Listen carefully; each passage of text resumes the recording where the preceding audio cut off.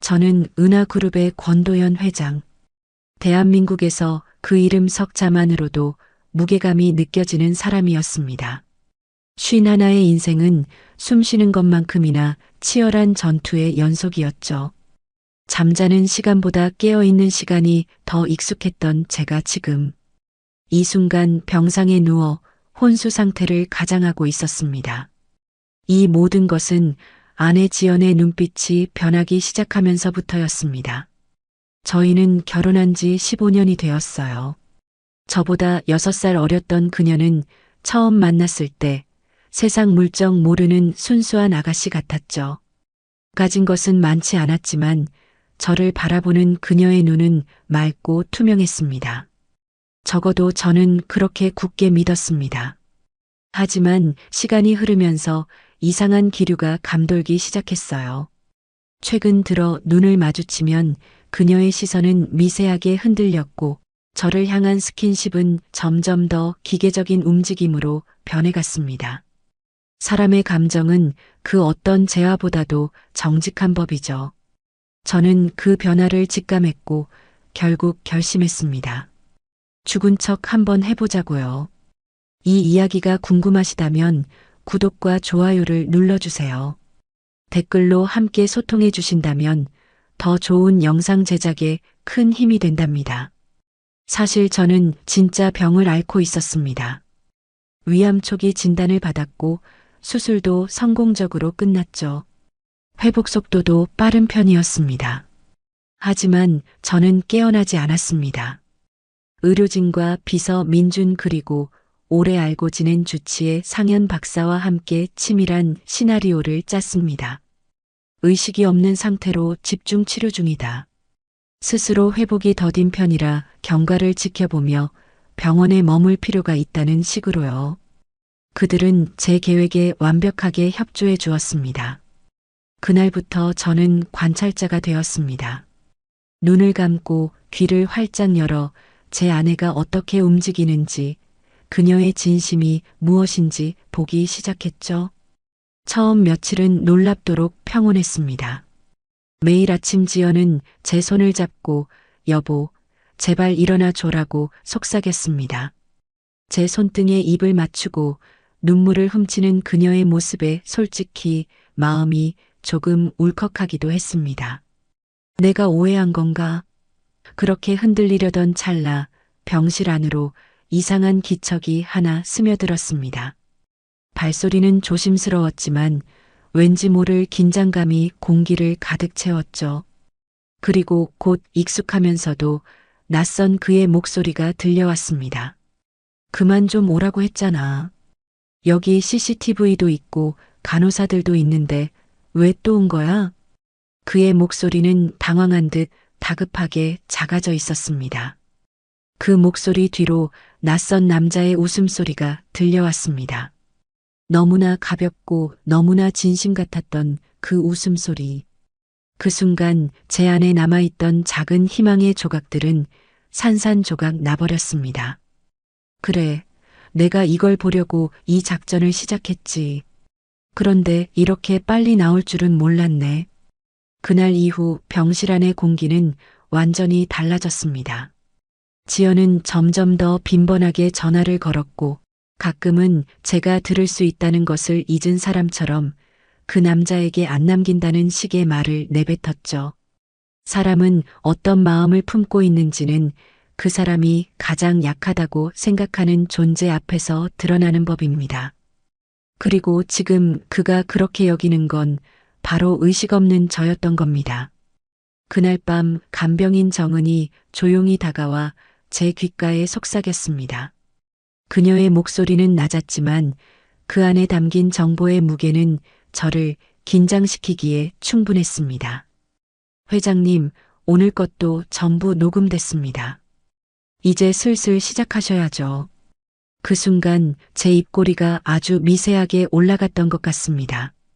조금만 더 기다리자. 이제 이 연극의 하이라이트가 시작될 테니까요. 저는 그렇게 마음속으로 되뇌었습니다. 그날 이후 병실은 이상할 만큼 조용해졌습니다. 지연이 병문 안을 왔다 가면 정은이 기록하던 메모가 눈에 띄게 늘어나기 시작했죠. 비서 민준의 표정에서도 더 이상 웃음기를 찾아볼 수 없었습니다. 사람들은 무언가를 숨길 때 가장 조용해지는 법입니다. 그들의 침묵은 거짓말을 품고 있다는 명백한 증거였죠. 어느 날 오후 병실 문이 조용히 열리고 낯선 발소리가 들려왔습니다. 민준 비서님, 정진우 부회장님께서 회장님, 유 원장 관련해서 상담 요청하셨습니다. 병원 관계자도 아닌 중견 로펌의 변호사였습니다. 그가 남기고 간 노트 안에는 유 원장 수정 요청서라는 단어가 아주 또렷하게 박혀 있었습니다. 저는 눈을 감은 채 그 단어의 의미를 곱씹었습니다. 자세히 보니 내용은 이랬습니다. 환자가 장기 투병 중에 있으므로 기존 상속 지분을 재조정한다. 법률상 아내인 유지연에게 은하그룹 주식 전량을 이관한다. 기존 친족 및 재단에 대한 상속은 포기한다. 이것은 단순한 외도가 아니었습니다. 이것은 명백히 계획된 약탈 행위였습니다. 저는 매일 밤 지연과 진우가 주고받는 은밀한 대화를 들으면서도 애써 침착함을 유지하려 노력했습니다. 하지만 이 문서를 보고 나서야 저는 확신에 찼습니다. 이 여자 나를 없애고 싶어 하는구나. 제 심장은 얼어붙는 듯 했습니다. 며칠 후 지연은 병실에서 비서 민준과 단둘이 있을 때 조심스럽게 말을 꺼냈습니다. 그녀의 목소리는 평소보다 낮고 은밀했습니다. 민준 씨, 혹시 회장님이 회복되더라도 이사회는 제가 맡는 게 어떨까요?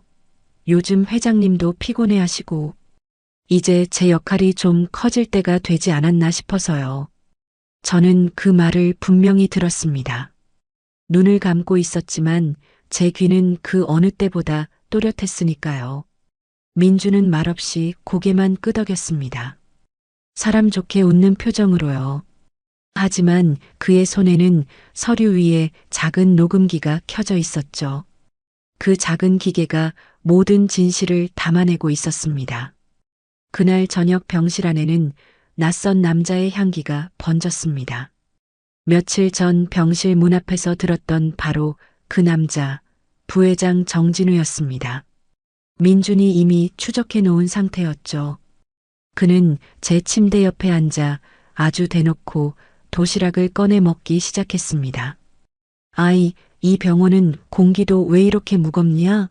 아, 맞다. 이따 5시에 결혼식장 계약하러 가는 거 잊지 마. 이제 슬슬 정리할 건 정리해야지. 그 말 결혼식장. 그 순간 제 피가 거꾸로 솟는 느낌이었습니다. 단순히 상속이 목적이 아니었습니다. 이 사람은 아예 제가 사라지기를 바라는 것이었습니다. 결혼 계약이라니 이 사람은 지금 제가 정말로 죽을 거라고 확신하고 있었던 겁니다. 아니면 이미 그렇게 될 시나리오를 짜놓았다는 걸지도 모른다는 생각에 저는 몸서리쳤습니다. 다음 날 아침 간병인 정은이 조용히 제 귓가에 속삭였습니다. 그녀의 목소리는 차분했지만 그 내용은 제 심장을 얼어붙게 만들었습니다. 회장님, 유지연 대표님께서 이혼 소송도 준비 중이래요. 의식 회복이 없다는 전제하에 유책 사유로 서류를 올린다고 합니다. 이제 제 인내심은 한계에 다다르고 있었습니다. 정은의 손에는 작은 USB가 하나 들려 있었습니다. 그 안에는 지연이 민준에게 한 말, 정진우와 병실에서 나눈 대화, 그리고 법무팀과 통화한 녹음까지 고스란히 담겨 있었죠. 이제 증거는 충분했습니다. 하지만 저는 기다리기로 했습니다. 딱 하나 그 마지막 퍼즐이 맞춰질 때까지 아무것도 모르는 척 그대로 누워 있었습니다. 마치 진짜 죽어가는 사람처럼. 그리고 진우는 그 틈 사이로 점점 더 자신의 본색을 드러내기 시작했습니다. 그가 몰랐던 건 이 모든 병실 안의 대화가 누군가의 손에 의해 실시간으로 전송되고 있었다는 겁니다. 그리고 그게 바로 자신의 아내 유지연이 은밀히 손을 잡은 회사의 비서 민준에 의해 전송되고 있었다는 사실은 꿈에도 모르고 있었겠죠. 내가 병원 침대에 누워있는 사이 내 이름으로 된 유산은 말 그대로 수술대 위에 올려져 있었습니다. 은하그룹 지분 37%, 개인의 부동산 자산 9건, 재단 및 문화사업 관련 현금 예금 수십억 원. 그리고 내가 살아있는 동안은 절대 넘길 수 없었던 상속 권한 문서. 진우는 바로 그것을 노리고 있었던 겁니다. 내가 죽기만을 기다리면서 말이죠. 어느 날 진우의 목소리가 병실 밖에서 들려왔습니다. 이 과장, 그 서류 좀 다시 정리해 주시면 좋겠습니다. 아직 회장님 상태가 완전하게 확정된 건 아니라서요. 법무팀장이 과장의 조심스러운 말에 진우는 슬쩍 눈을 흘겼습니다. 그의 목소리에는 짜증과 함께 조급함이 묻어 있었습니다. 이 과장, 당신 지금 뭘 걱정하는 겁니까? 내가 내 상사 자산 정리하겠다는데 뭐가 문제예요? 이 과장은 난처한 듯 대답했습니다. 그게 상속구도상 회장님이 유 원장을 직접 갱신하시지 않으면. 진우는 기다렸다는 듯 말을 잘랐습니다. 그럼 만들어야지 유 원장을. 회장님 지문도 찍혀 있는 거 갖고 있어요. 의식 없을 때 미리 받아둔 거. 그 순간 병실 옆 CCTV 사각지대 쪽에서 비서 민준의 손이 잠깐 움직였습니다. 작은 렌즈가 반짝하고 불을 켜며 그 대화를 녹화하기 시작했죠. 그의 얼굴은 무표정했지만 그 눈빛은 날카롭게 빛나고 있었습니다. 그날 밤 정은은 저에게 USB 하나를 더 건넸습니다. 이번에는 병원 외부 회의실 폴더.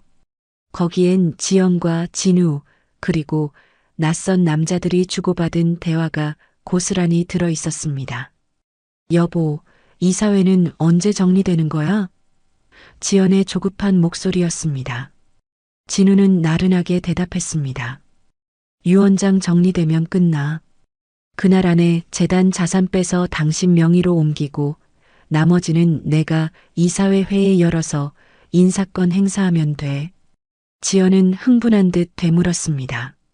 그럼 진짜 우리 둘이서 이 회사를 갖는 거야? 까지게 될 거야? 그리고 진우의 다음 말은 제 심장을 찢어놓는 듯 했습니다. 그리고 그 남자 다신 깨어나지 못하게 할 거야.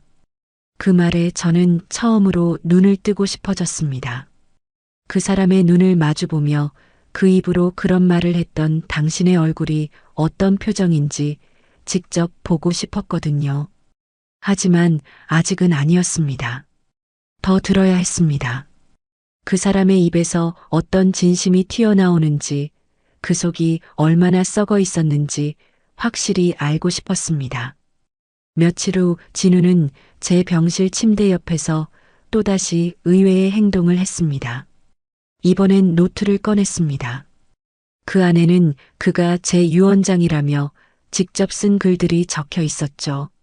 본인은 본인의 의지로 아내 유지연에게 은하그룹 경영권 및 지분을 전량 상속하며 이 결정을 본인 사후 누구도 번복할 수 없음을 명시한다.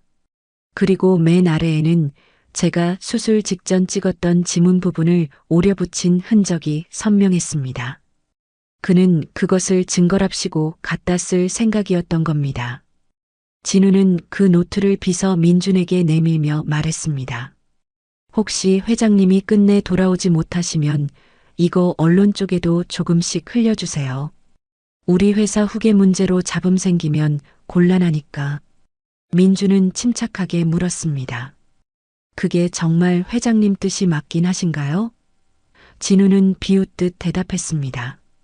우린 부부였어요. 그 사람은 나만 믿었어요. 그 말에 저는 정말 기가 막히더라고요.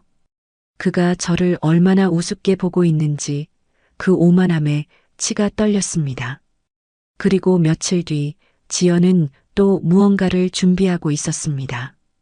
바로 진우와의 결혼식이었습니다. 지연과 함께 웨딩샵에 들렀다는 소문이 돌기 시작했고 예약된 파인일 호텔 식장, 드레스샵, 심지어 사회자까지 이미 섭외되어 있었습니다. 제가 죽는다는 전제, 그리고 그것을 전혀 의심하지 않는 남자. 참 대단하다는 생각이 들었습니다. 사랑이라는 이름으로 그 많은 시간을 함께 했는데 이 사람은 결국 제 인생 전체를 훔치려고 하고 있었던 겁니다. 제 심장은 분노와 배신감으로 격렬하게 요동쳤습니다. 저는 결심했습니다. 이쯤이면 됐다. 내가 준비한 무대, 이제 막 조명이 켜지기 시작하니까요. 더 이상 지체할 이유가 없었습니다. 제 복수의 칼날은 이미 날카롭게 갈아져 있었고 이제 그 칼날을 휘두를 때가 된 것입니다.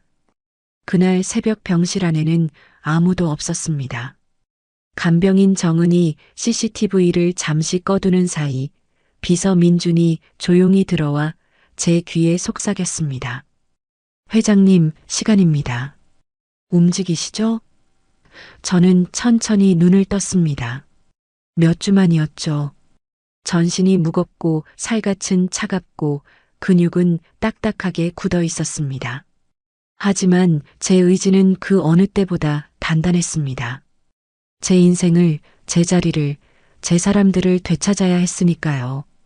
정은이 저를 부축해 일으켰고 저는 그 작은 순간에 깨달았습니다. 살아있다는 것이 이렇게 분노로 벅찬 감정일 수도 있구나 하고요. 비밀 회복실은 병원 지하에 있는 VIP 전용 공간이었습니다. 철저히 외부와 차단돼 있었고 의료진도 극소수만 접근 가능한 곳이었죠. 그 안에는 모니터가 5대 놓여 있었습니다. 각각 병실 CCTV, 복도, 주차장, 엘리베이터, 그리고 회의실을 비추고 있었죠. 민주는 태블릿과 USB를 건네며 말했습니다. 오늘부터는 여기서 관찰하시죠. 모든 로그 파일이 정리되어 있습니다. 지연이 한 말, 진우가 제 침대 옆에서 했던 말, 그리고 제가 눈을 감은 채 들었던 모든 비수 같은 말들이 파일 이름으로 저장되어 있었습니다. 파일명, 그 여잔 깨어나지 않을 거야. 파일명, 결혼식 날 맞춰 끝내자.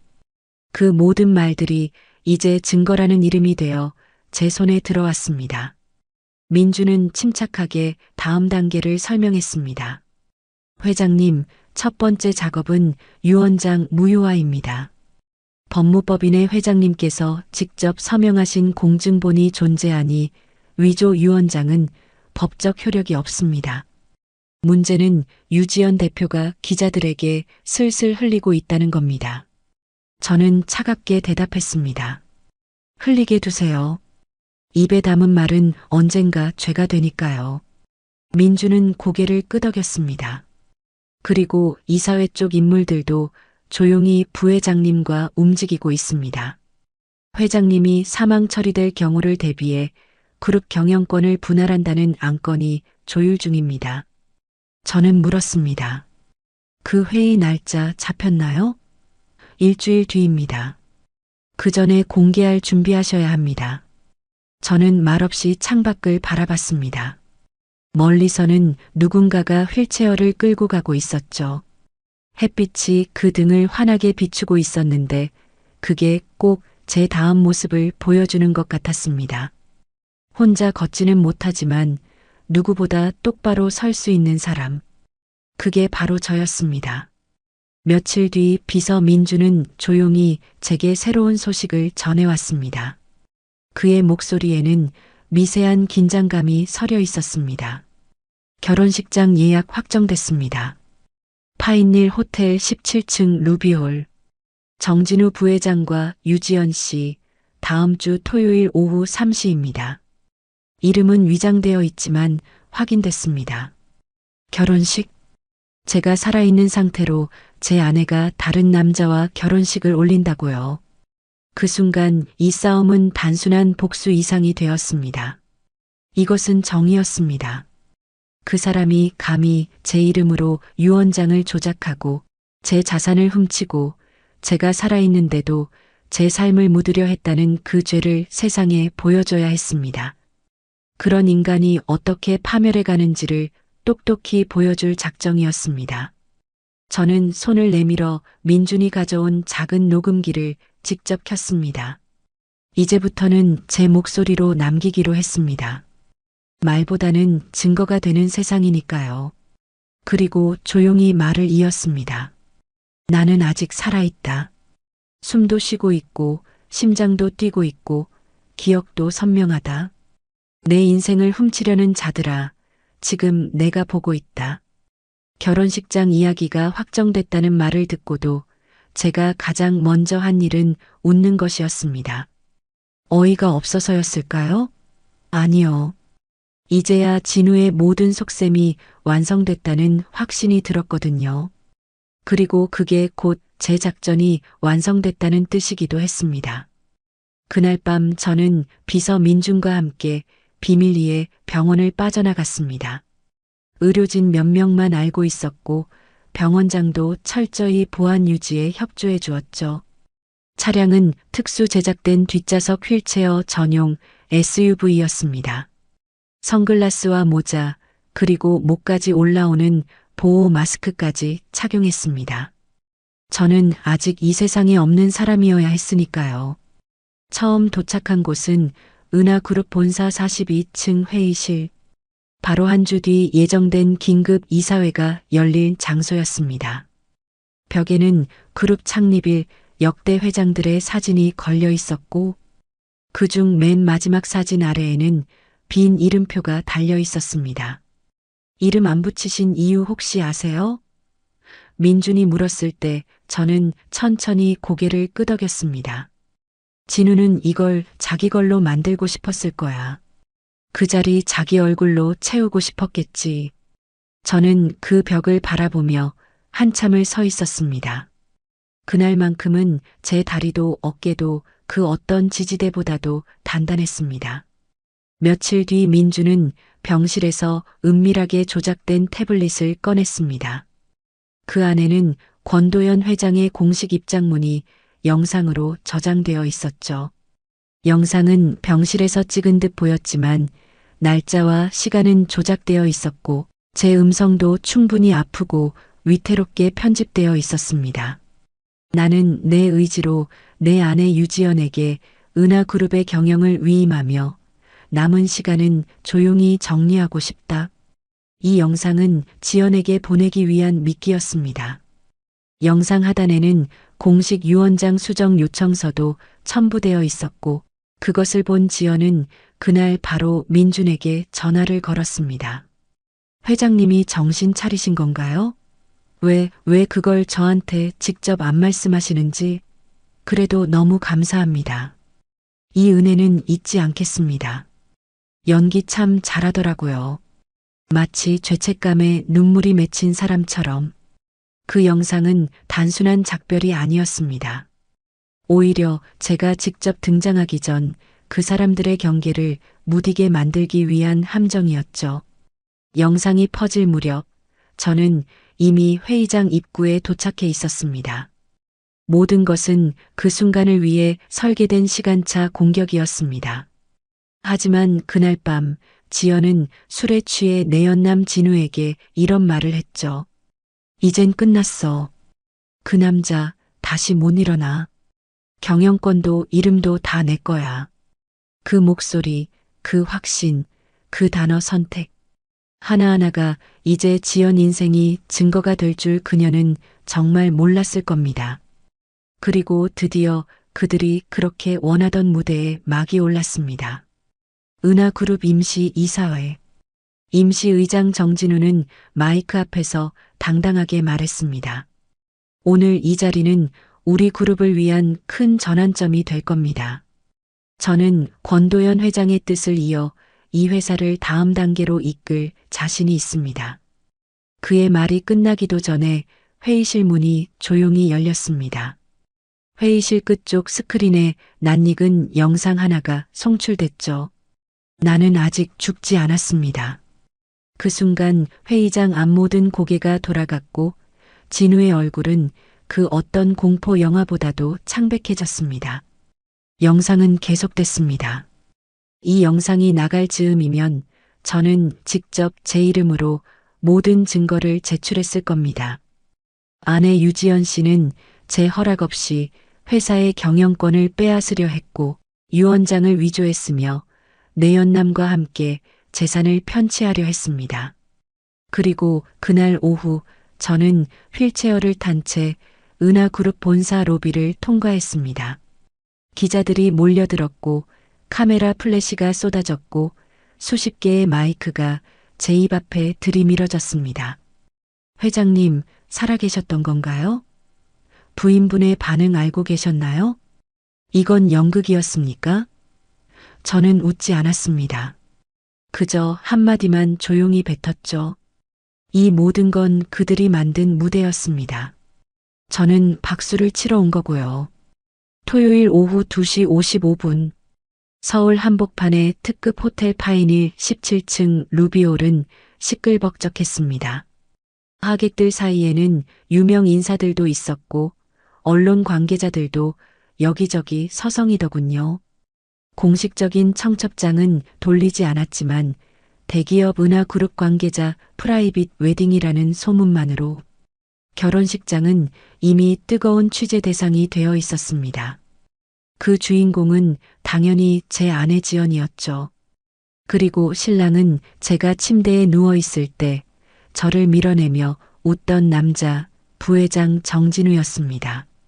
그 시간 저는 호텔 지하 주차장에서 비서 민준과 함께 휠체어에 몸을 실었습니다. 선글라스를 쓰고 단정한 정장을 입고 진주 귀걸이를 한 채 저는 마지막 전투를 준비하고 있었습니다. 민준이 조심스럽게 물었습니다. 회장님, 괜찮으시겠어요? 지금 들어가셔도 괜찮아요? 저는 흔들림 없는 목소리로 대답했습니다. 이 자리는 내가 끝내야 할 곳이에요. 엘리베이터를 타고 올라가는 동안 제 심장은 조용히 그러나 강하게 뛰고 있었습니다. 문이 딩 소리와 함께 열렸고 저는 휠체어를 밀고 천천히 식장 안으로 들어갔습니다. 결혼식장은 이미 시작 직전이었습니다. 순백의 드레스를 입은 지연은 거울 앞에서 립스틱을 바르고 있었고 진우는 턱시도를 입고 친한 하객들과 웃으며 얘기를 나누고 있었죠. 진우, 오늘 진짜 멋지네요. 진짜 대단하십니다. 은하그룹 회장이 되시고 결혼도 하고 영화 같은 인생 아닙니까? 그 사람은 웃었습니다. 그 순간까지도 자신의 인생이 절정에 있다고 굳게 믿고 있었겠죠. 그때였습니다. 식장 입구 쪽에서 기자 하나가 무전기를 들고 뛰어들어왔습니다. 그의 얼굴에는 경악과 흥분이 뒤섞여 있었습니다. 왔습니다. 그분이 직접 오셨습니다. 그리고 조명이 살짝 깜빡이더니 식장 스크린에 낯익은 영상 하나가 재생되기 시작했습니다. 화면 속 휠체어에 앉은 한 남자가 등장했습니다. 숨이 조금 가쁘고 목소리는 낮았지만 눈빛은 선명했죠. 유지연 씨, 그리고 정진우 씨, 오늘 같은 날 제가 빠질 수 없겠죠? 사람들이 웅성거렸고 누군가는 믿지 못할 얼굴로 스크린을 바라봤습니다. 그 순간 식장 문이 활짝 열렸고 저를 실은 휠체어가 조용히 천천히 식장 중앙을 향해 앞으로 이동했습니다. 카메라 셔터 소리가 폭죽처럼 터졌고 사람들 사이가 갈라졌습니다. 그리고 저는 진우와 눈을 마주쳤습니다. 그의 얼굴은 처음엔 멍했고 곧 하얗게 질렸고 마지막엔 입술이 파르르 떨리기 시작했습니다. 그의 눈동자에는 공포와 절망이 가득했습니다. 저는 마이크를 들었습니다. 기다란 숨을 들이쉬고 침착하게 말했습니다. 제 목소리는 비록 작았지만 그 어떤 천둥 소리보다도 강렬하게 식장 안에 울려 퍼졌습니다. 이 결혼식은 무효입니다. 저는 아직 살아있고 법적으로도 사회적으로도 제 아내는 여기서 있을 자격이 없습니다. 지연은 저를 제대로 쳐다보지도 못하고 뒤로 한 걸음 물러났습니다. 그녀의 얼굴은 핏기 하나 없이 창백했습니다. 이 모든 일에 가담한 사람들 다 책임지셔야 할 겁니다. 기자들이 몰려들었고 보안 요원들은 어쩔 줄 몰라 했습니다. 진우는 마치 자기 인생이 화면 밖으로 떨어져 나가는 것을 바라보는 사람처럼 그 자리에 굳어서 있었습니다. 결혼식은 그 자리에서 중단됐고 영상 자료와 음성 녹취는 바로 언론사에 전달됐습니다. 인터뷰 요청이 폭주했고 온라인 실시간 검색어에는 재벌 남편 생존, 혼수 위장 진실, 결혼식장, 복수국 같은 말들이 줄을 이었죠. 하지만 저는 그 자리를 조용히 빠져나왔습니다. 제가 원한 건 주목이 아니라 정의였으니까요. 그날 밤 파인힐 호텔 스위트룸에서는 경찰이 누군가를 연행하고 있었습니다. 위조 사기, 유언장 조작, 명예훼손, 강제 상속 시도. 진우는 아무 말도 못했습니다. 그 어떤 사랑도 그 어떤 명분도 자기를 지켜주지 못한다는 걸 그제야 알았던 거겠죠. 그리고 저는 그날 이후 다시 병원으로 돌아갔습니다. 제가 해야 할 일이 아직 남아 있었으니까요. 바로 제 삶을 정리하고 새로운 이름으로 다시 일어서는 것. 그 사람은 무너졌고 이제 남은 건 저 자신을 마주하는 일뿐이었습니다. 결혼식장에서의 그 충격적인 사건 이후 진우에 대한 수사는 빠르게 시작되었습니다. 위조문서 작성, 재산 편취 공모, 유언장 조작, 명예훼손 등 5가지 혐의가 적용되었고 언론은 연일 재벌가의 몰락이라는 제목으로 그를 조명했죠. 법원은 1심에서 그에게 징역 6년을 선고했고 상속권과 경영권은 모두 박탈되었습니다. 세상은 그를 빠르게 잊었고 포털에서 그의 이름이 사라지는 데는 단 3일이면 충분했습니다. 그렇게 그는 조용히 그리고 철저히 사라졌습니다. 결혼식 이후 며칠 동안 저는 단 한 발자국도 병실 밖으로 나가지 않았습니다. 이제 더 이상 숨을 필요는 없었지만 제 마음에는 아직 정리되지 않은 무언가가 남아 있었거든요. 지연은 경찰 조사 후 바로 구속되었습니다. 언론 보도로는 위조 문서 사용과 사기, 유언장 위조, 내연남과의 재산 횡령 공모까지 5가지 혐의가 적용되었다고 하더군요. 그녀는 제가 준 사랑이 아니라 제가 쥐고 있던 권력을 사랑했던 것이었습니다. 저는 그제야 진짜로 그 사람을 떠나보낼 수 있었습니다. 제 마음속 깊이 자리 잡았던 미련과 분노가 서서히 옅어지는 것을 느꼈습니다. 며칠 후 비서 민준이 병실로 들어왔습니다. 그의 손에는 작은 서류 가방이 들려 있었고 안에는 오래된 노트와 공증 서류가 차곡차곡 담겨 있었습니다. 민준은 조심스럽게 말했습니다. 회장님, 이건 작년 이맘때 회장님께서 남겨달라고 하셨던 자료입니다. 혹시 기억하시겠어요? 제가 진짜 죽기 전에 이 모든 것을 어떻게 정리하고 싶은지 적어보겠다고 했던 그 노트였습니다. 저는 그 노트를 펼쳤습니다. 제 손글씨가 가득한 그 노트에는 이렇게 적혀 있었습니다. 나는 더는 회사와 권력의 중심에 서고 싶지 않다. 누군가의 남편으로서가 아니라 누군가의 회장으로서가 아니라 그냥 내 이름 하나로 살아가고 싶다. 한 장 한 장 넘길수록 저는 그동안 너무 많은 것을 짊어지고 살았다는 것을 깨달았습니다. 사람에게는 남기고 갈 것이 있어야 하는데 저는 너무 오래 모든 것을 붙들고 살았던 것이죠. 그날 밤 저는 병원 옥상에 올라갔습니다. 휠체어에 앉아 밤하늘을 올려다봤죠. 수많은 별들이 반짝이는 고요한 밤하늘을 한참을 그렇게 바라보다가 작은 상자를 하나 꺼냈습니다. 안에는 결혼반지 한 쌍이 있었고 아주 오래전 우리들이 처음 함께 찍었던 사진 한 장이 들어 있었습니다. 사진 속 우리는 환하게 웃고 있었습니다. 그 사람도 저도 그때는 정말 사랑이라고 믿었으니까요. 그 순수했던 시절의 기억이 아련하게 떠올랐습니다. 며칠 후 법무팀이 제 뜻에 따라 모든 유산 정리를 마쳤습니다. 은하그룹의 운영은 재단 이사장에게 넘겨졌고 제가 가진 주식 일부는 청년 창업 지원 기금과 의료복지재단에 기부되었습니다. 제 이름은 더 이상 회장 명단에 남아있지 않았습니다. 하지만 그게 이상하게도 편안했습니다. 무거운 짐을 내려놓은 듯한 홀가분함이 저를 감쌌습니다. 마지막으로 저는 짧은 영상 하나를 남겼습니다. 카메라 앞에 앉아 긴 머리를 정갈하게 묶고 차분한 목소리로 말했죠. 제가 겪은 이 모든 일은 누군가에게는 한편의 이야기일지도 모르겠네요. 하지만 저에게는 살아있는 날들 전체였습니다. 사랑한다고 믿었던 사람, 믿어야만 했던 관계. 그 끝에서 제가 발견한 건 제 자신이었습니다. 그 사람은 사라졌지만 저는 다시 살아났습니다.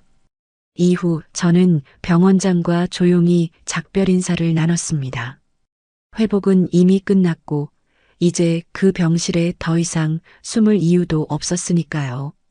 마지막 휠체어를 밀고 나올 때 복도는 생각보다 조용했고 제 발자국 소리만 또렷하게 남았습니다. 가끔은 젊은 커플이 손을 잡고 웃는 것을 보면 마음이 살짝 저리기도 했지만 그건 제가 살아있다는 증거였습니다. 그리고 이 이야기를 지금 여러분께 들려주고 있습니다. 왜냐하면 아직도 누군가는 눈을 감고도 모든 것을 보고 있을지도 모르니까요. 강릉시 주문진읍의 작은 해안 마을에 내려온 지 한 달쯤 되었을 무렵에 2번씩 산책을 했습니다. 아침에는 해가 뜰 때, 저녁에는 해가 질 무렵.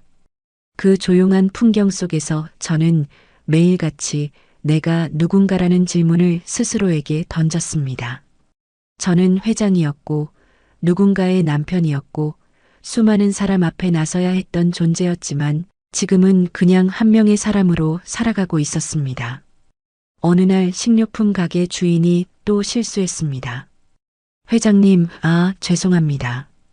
도연 씨. 저는 웃으며 고개를 끄덕였습니다. 괜찮아요.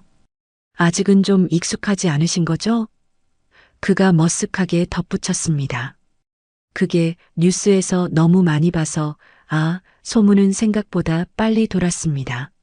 제가 혼수 상태에서 깨어나 아내의 재산 사기와 이중 생활을 밝혀냈다는 이야기는 다큐멘터리로 제작되고 있었고 인터뷰 요청은 아직도 끊이지 않고 들어오고 있었습니다.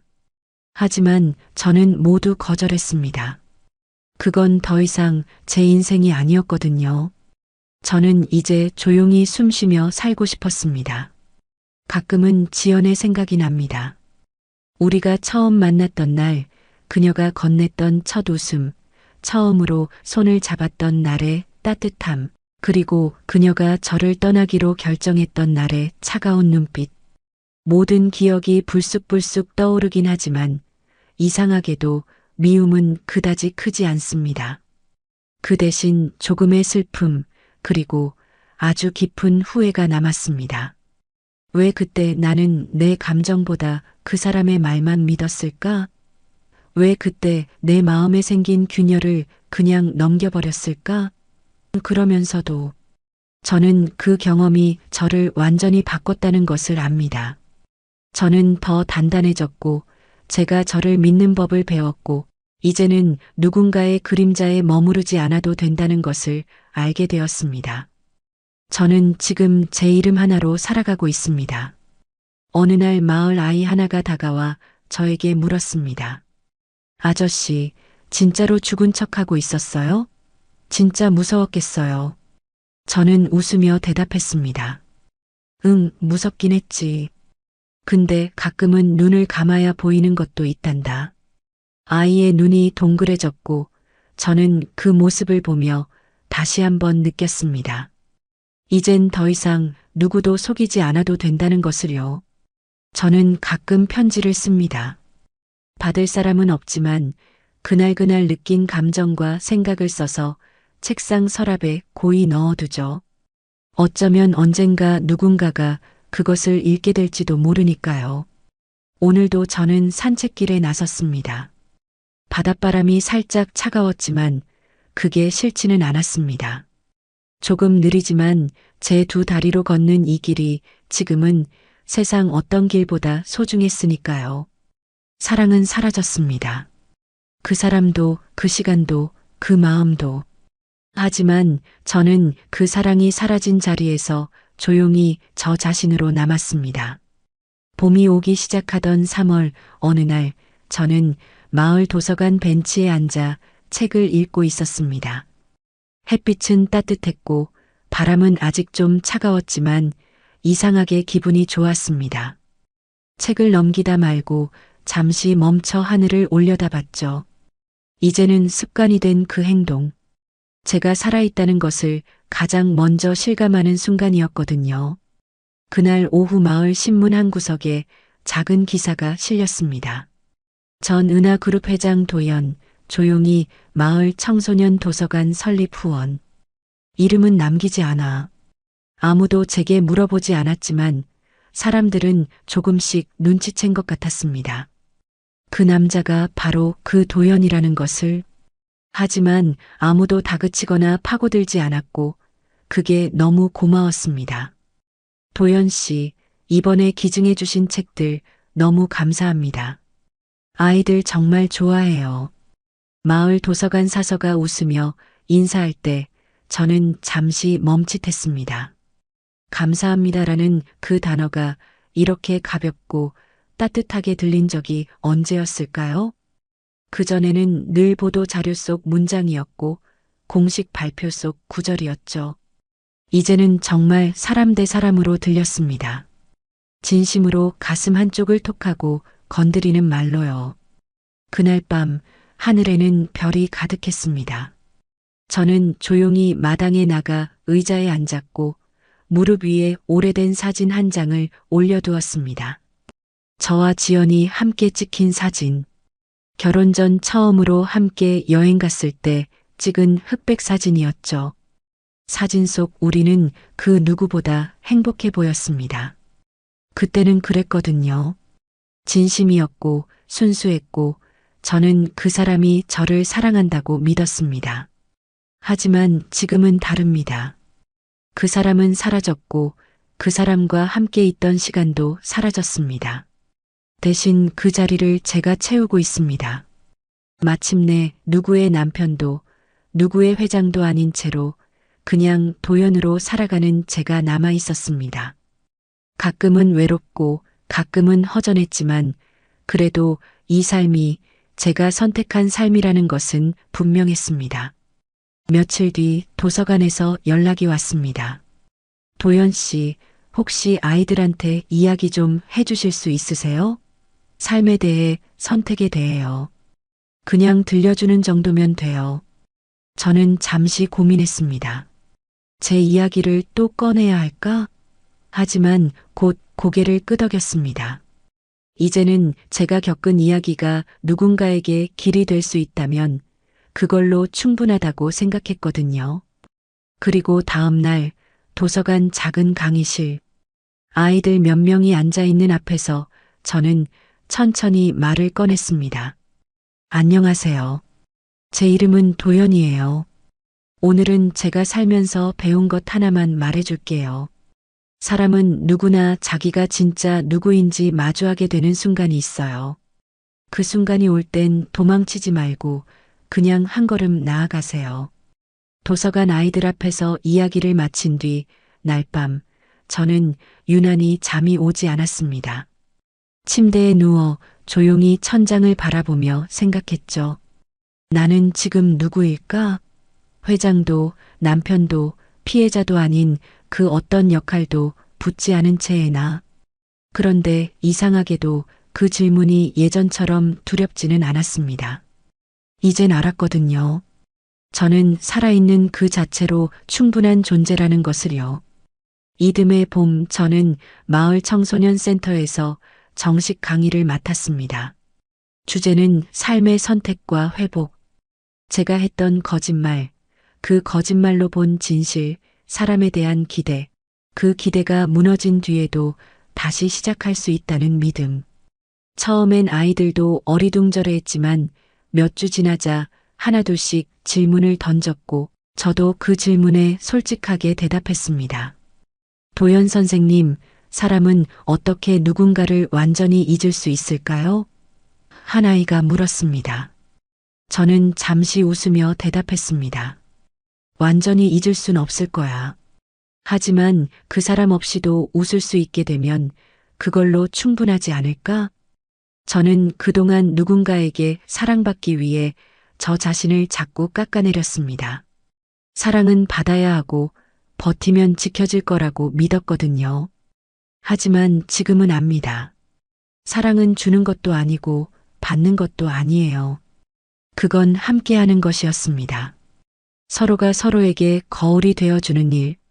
지연은 그걸 하지 못했고 저는 너무 늦게 깨달았죠.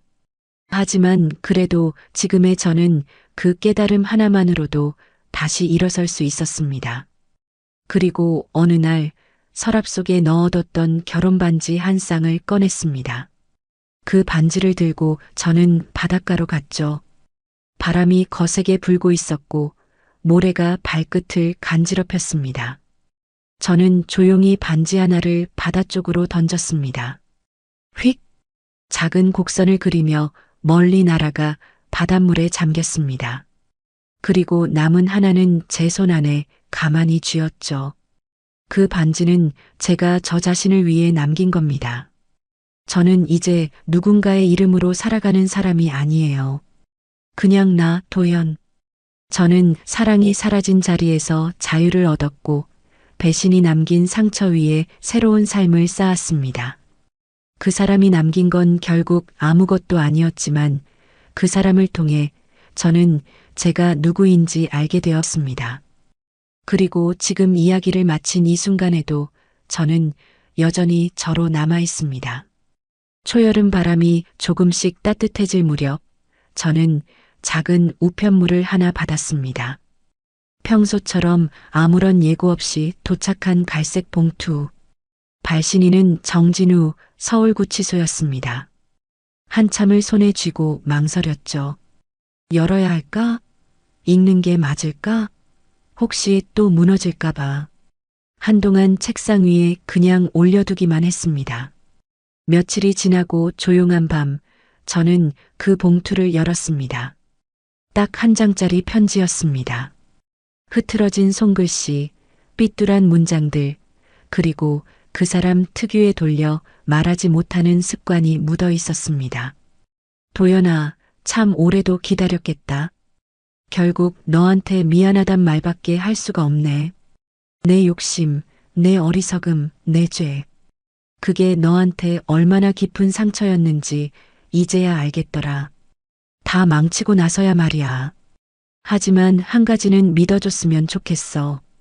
처음 널 사랑했던 건 진심이었다는 거. 저는 그 한 줄에서 그 사람의 모든 시간이 스쳐 지나가는 것을 느꼈습니다. 처음엔 분노가 밀려왔습니다. 지금 와서 그게 무슨 의미냐고. 모든 걸 다 잃고 모든 걸 끝낸 다음에야 그 말 한마디 남기면 다 되는 거냐고. 하지만 이상하게도 눈물이 났습니다.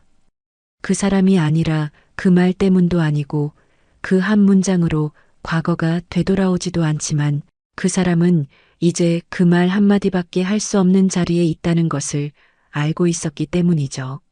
저는 그 편지를 다시 접어 책상 서랍 깊숙이 넣었습니다. 그리고 다음 날 아침 구치소로부터 한 통의 접견 요청이 도착했죠. 정진우 본인 접견 희망, 직계 가족 외에는 면회 불가, 긴급성 없음. 저는 그 문서를 한참 동안 바라봤습니다. 마음속에서 뭔가 갈라지는 소리가 났고 그 틈으로 혼란과 망설임이 밀려들었죠. 하지만 저는 접견을 하지 않기로 했습니다. 더는 말로 확인하고 싶지 않았어요. 저는 그 사람을 기억할 마지막 장면을 그날 결혼식장에 멈춰두기로 했거든요. 며칠 후 작은 바닷가 벤치에 앉아 노트를 꺼냈습니다. 하얀 페이지에 조용히 이렇게 적었죠. 나는 아직 흔들린다. 하지만 그 흔들림이 내가 살아있다는 증거라면 오늘도 괜찮다. 그날 이후로 그 편지는 다시 꺼내지 않았습니다. 하지만 이상하게도 마음 한편이 조금은 정리된 것 같았습니다. 그 사람을 용서한 건 아니에요. 하지만 그 사람이 저를 용서해달라고 한 것도 아니라는 것을 알게 되었거든요. 그냥 서로가 살아온 시간만큼 남은 상처를 각자의 방식으로 안고 살아가야 한다는 것. 그게 인생이겠죠. 그날은 평범한 날이었습니다. 바다에는 안개가 자욱했고 나무들은 잎사귀를 바람에 흔들고 있었죠. 그런 평범한 날이 가장 큰 결심을 하게 만듭니다. 저는 조용히 옷장을 열고 서울에 갈 준비를 했습니다. 그날은 재단의 초청 강연이 있는 날이었거든요.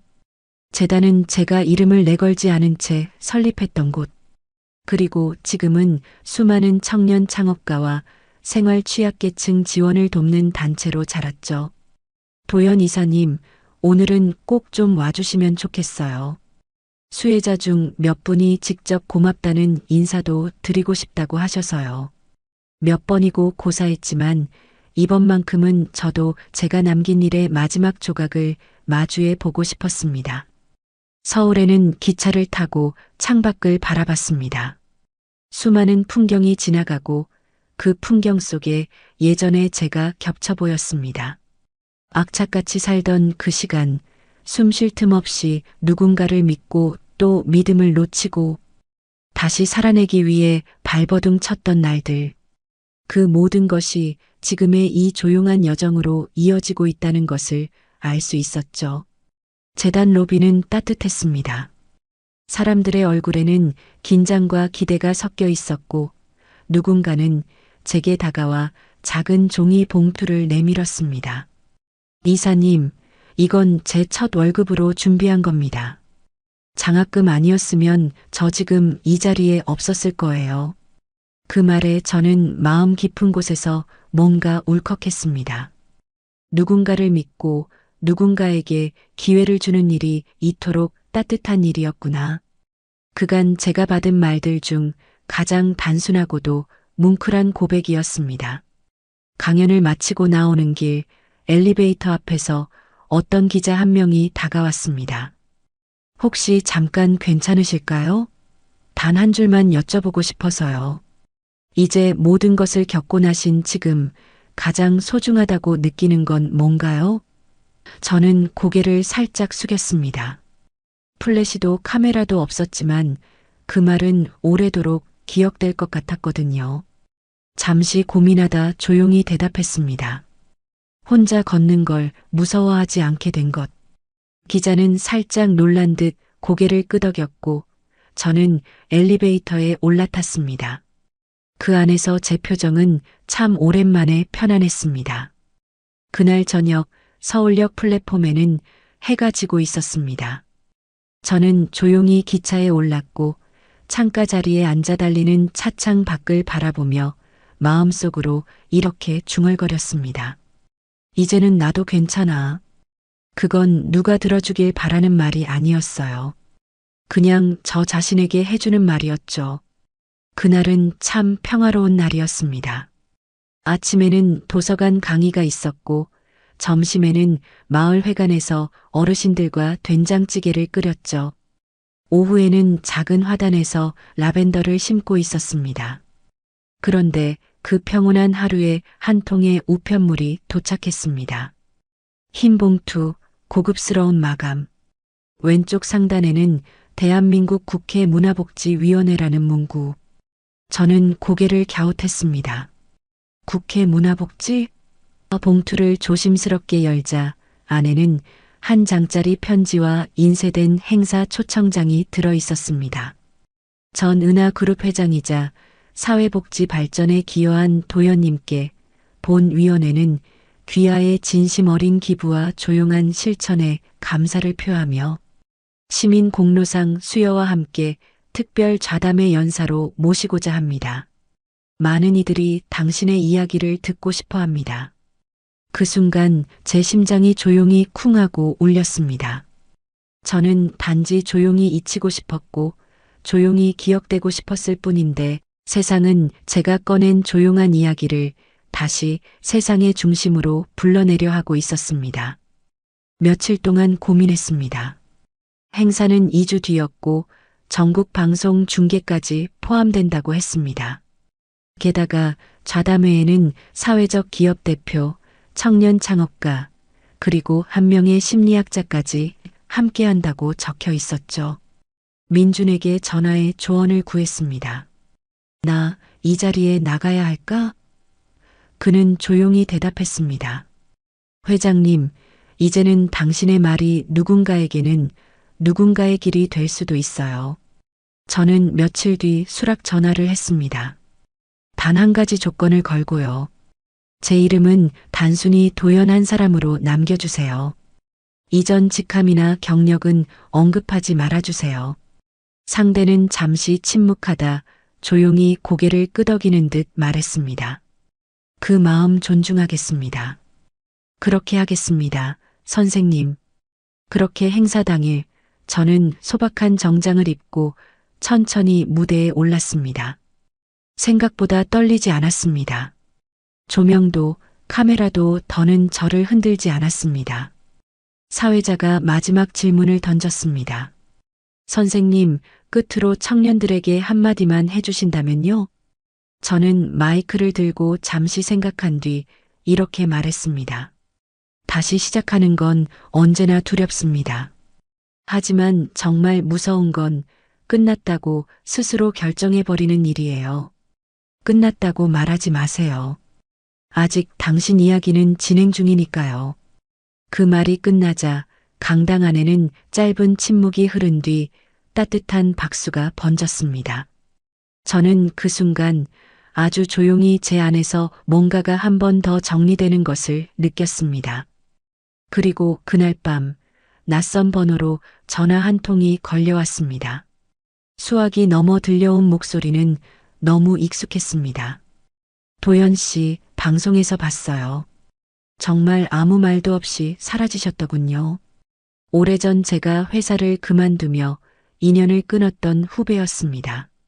진심인지 비즈니스인지 분간 안 가는 위로 끝에는 조심스러운 제안이 따라붙었죠. 혹시 당신 이야기로 책을 한 권 내보는 건 어때요? 저는 잠시 웃었습니다.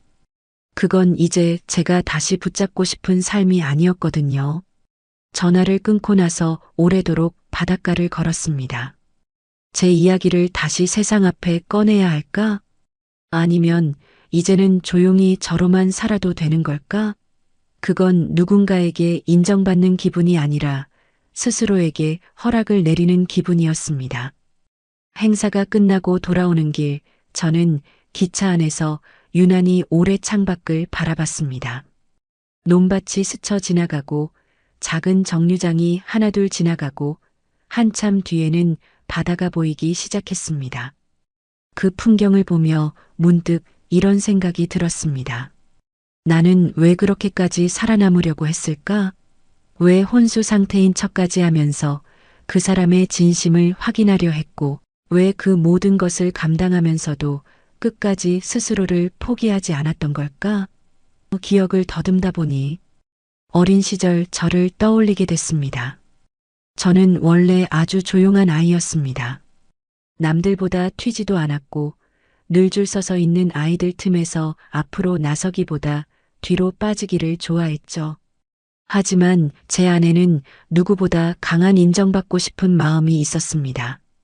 그래서 그렇게 노력했는지도 모릅니다. 공부도 일도 사람을 사랑하는 것도 버림받지 않기 위해 애써야 했던 것처럼. 그리고 어느 순간 그 노력이 제가 되어버렸습니다. 사람들 앞에서 강해 보여야 했고, 넘어지지 않아야 했고, 아파도 울지 않아야 했습니다. 왜냐하면 한번 무너지면 제가 진짜 아무것도 아니게 될 것만 같았거든요. 하지만 병원 침대에 누워 온몸을 움직일 수 없었던 그 시간 동안 저는 깨달았습니다. 저를 포기하지 않은 이유는 남이 저를 알아봐 주길 바라서가 아니라 저만큼은 저를 외면하지 않으려고 했던 것이었습니다. 그 누구도 제 마음을 몰라줘도 제가 저 자신에게 괜찮아라고 말해주는 것만은 절대 포기할 수 없었습니다. 그게 얼마나 큰 힘이었는지 지금에서야 알겠습니다. 나는 아직 괜찮아. 나는 아직 여기 있어. 나는 아직 나야. 그 말들 덕분에 저는 무너지지 않았고 버려지지 않았고 끝내 살아남았습니다. 며칠 뒤 도서관 강의가 끝난 오후 아이 하나가 다가와 조용히 말했습니다. 선생님, 어른이 되면 다들 그렇게 강해져요? 저는 그 아이를 한참 바라보다가 고개를 천천히 저었습니다. 아니야. 강해지는 게 아니고 그냥 아프면서도 계속 살아가는 거야. 아이의 눈빛이 조금 흔들리다가 곧 웃음으로 바뀌었습니다. 저도 그렇게 살아볼게요. 계속 살아볼게요.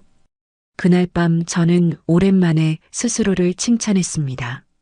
그 어떤 대기업 회장일 때보다 어떤 무대에 섰을 때보다 더 자랑스러웠습니다. 그 누구를 위해서가 아니라 그냥 저 자신에게 처음으로 솔직했기 때문에 그날 아침은 유난히 바람이 거셌습니다. 커튼이 크게 흔들리고 창틀 바람 소리가 길게 스며들었죠. 마을 어귀로 나가는 길, 저는 스카프를 목에 두르고 우산 대신 모자를 눌렀었습니다. 길가에 핀 들꽃들이 바람에 휘청거렸지만 끝끝내 뿌리째 뽑히지는 않더군요. 그것을 보며 저는 생각했습니다. 사람도 저런 존재일지 몰라. 휘청거릴 지언정 뿌리는 그 자리에 있는. 오후에는 도서관이 쉬는 날이라 저는 아무 약속 없이 하루를 보내기로 했습니다. 작은 찻집에 들러 라벤더 차를 주문하고 창가 자리에 앉아 조용히 책 한 권을 펼쳤죠. 책 제목은 바람이 불 때 나를 지키는 법. 표지를 넘기기 전부터 제 안에서 무언가 잔잔히 흐르기 시작했습니다. 그건 아마 이제는 더 이상 불안해서 읽는 책이 아니라 여유로워서 읽는 책을 고르게 됐다는 제 안의 변화 때문이었겠죠. 책을 읽다 말고 문득 이런 생각이 들었습니다. 내가 가진 회복은 누군가에게 보여주기 위한 게 아니야. 그저 내가 나를 안아줄 수 있게 된 거지. 이전에는 늘 누군가가 저를 알아봐 주기를, 저를 안아주기를 바랐습니다. 하지만 지금은 거울을 보며 스스로에게 속삭일 수 있게 됐습니다. 오늘도 잘 버텼어. 이제는 괜찮아. 너 참 대단하다. 찻집을 나서는 길, 저는 가게 주인이 걸어둔 메모 하나를 봤습니다. 바람 부는 날에도 당신은 그대로입니다. 참 별것 아닌 말인데 그 한 줄이 하루를 다 덮어주는 느낌이었습니다. 저는 미소 지으며 가게 문을 닫고 나왔고 집으로 돌아가는 길에 바닷가에 잠깐 들렀습니다. 해안 벤치에 앉아 저는 조용히 하늘을 올려다봤습니다. 회장이라는 이름을 내려놓고 누군가의 남편이라는 역할도 벗고 모든 것을 다 내려놓은 지금의 나. 이제는 바람에 흔들리는 들풀 같지만 그 뿌리는 전보다 훨씬 깊고 단단해져 있었습니다. 그날 저녁 노트에 이런 문장을 적었습니다. 나는 누군가의 이름으로 살아온 적이 있다. 그러나 이제 그 이름 없이도 나는 여전히 나였다. 어느 날 아침 눈을 떴을 때 유난히 고요했습니다. 창밖에는 바람 소리도 없고 새 소리도 조용했죠. 저는 그 조용함이 참 좋았습니다. 아무 말도 하지 않아도 되는 삶. 그게 얼마나 단단한 평화인지 이제 알겠더라고요. 저는 여전히 매일 같은 시간에 일어나 해안길을 걷고 도서관 아이들에게 책을 읽어주고 식료품 가게에서 파 2단을 사오고 저녁이면 작은 마당에 물을 주며 하루를 마무리합니다. 이런 하루가 반복된다는 게 예전에는 지루하다고 느껴졌는데 지금은 그 지루함마저도 고맙습니다. 왜냐하면 제 삶에 더 이상 폭풍이 필요 없다는 것을 저는 이제 알거든요. 어떤 날은 라디오에서 예전 그 사람과 함께 듣던 음악이 나옵니다. 그럴 때면 잠깐 멍해지긴 해요. 마치 제가 그 시절로 돌아간 것처럼. 하지만 이상하게도 이제는 그 음악이 저를 아프게 하지 않습니다. 그건 단지 제가 지나온 시간의 한 조각일 뿐이고 그 기억 속에 저는 지금보다 조금 더 여리고 지금보다 조금 더 기대에 목말랐던 사람이라는 것 뿐이죠. 저녁이 되면 가끔은 별을 바라보며 말을 하지 않습니다. 그저 고개만 들고 그 고요한 하늘을 가만히 바라보죠. 이젠 더 이상 누군가에게 무언가를 설명하지 않아도 되고 무엇을 해명할 필요도 없고 그저 살아있다는 것 자체가 충분한 말이 되어주는 삶입니다. 가끔 도서관 아이들 중 누군가는 이렇게 묻곤 해요. 선생님, 이제 진짜 행복하세요? 저는 대답 대신 아이 얼굴을 한참 바라봅니다. 그러곤 그냥 웃어줍니다. 진짜 행복이란 게 말로 설명되는 게 아니라는 것을 이제는 알거든요. 어느 날 저는 바닷가에 앉아 이렇게 적었습니다. 나를 아프게 했던 사람도 나를 다시 일으킨 사람도 결국은 나였다. 그리고 마지막으로 이 모든 이야기를 제 마음속에 조용히 묻으며 이 한 줄을 노트 맨 끝에 적었습니다. 이제야 나로 살아가는 게 조금 익숙해졌다. 오늘 이야기를 끝까지 들어주셔서 감사합니다. 영상 보시고 느끼신 감정, 댓글로 함께 나눠주세요. 여러분의 한마디가 누군가에겐 큰 위로가 될 수 있습니다. 영상이 마음에 드셨다면 구독과 좋아요로 응원 부탁드립니다.